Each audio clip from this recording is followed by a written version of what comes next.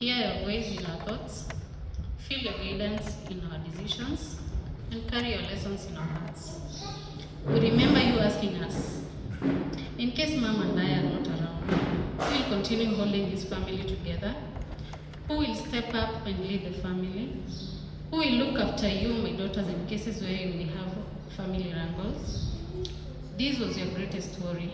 You even requested our brothers to always support us and keep our family going. Even in your sickness, you always wished and prayed that we may have peaceful and blessed marriages. We miss everything about you, your love, smile, advice, kindness, and the comfort knowing you were always there. We are grateful for every moment we shared, every lessons you taught us, and every memory we hold close. You are our priest, prayer warrior, and our counselor. Oh, wow. Wangari's memory, I'll also read that. Wangari's memories. I remember your numerous visits. I used to love serving you food because you will smile and remind me that I'm named after your mother-in-law. Jokingly, you will tell me, when you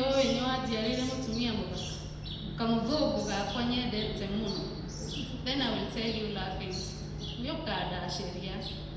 I miss those moments. Margaret's memories. I remember the times you would pass by my place on your way from Embu or Nairobi to see how I was faring on. You would always encourage us not to keep disturbing issues within us, but just call you and pour our hearts out. No matter the struggles of life, you'll make our gray skies blue.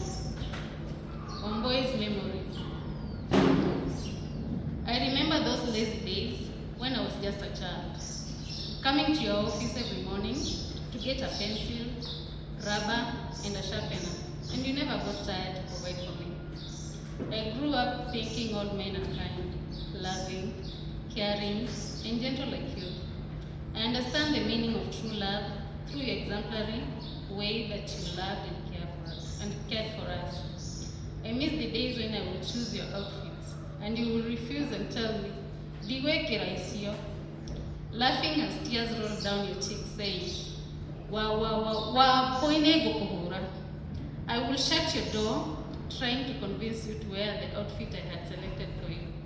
Missing the days I would wash and massage your feet, the scrubbing tickled, making you pull back as you laughed, telling me, "Dikweda," and I will continue scrubbing as I enjoyed teasing you more. The day I was leaving home to get married is one I will never forget. As I packed my belongings, my dad quietly stepped in to help me.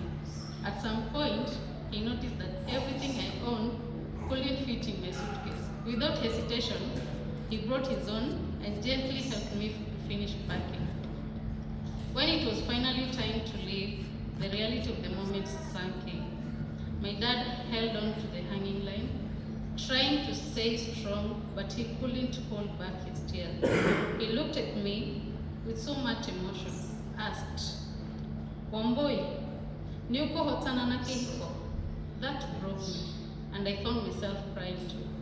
Mom wasn't around when I was leaving.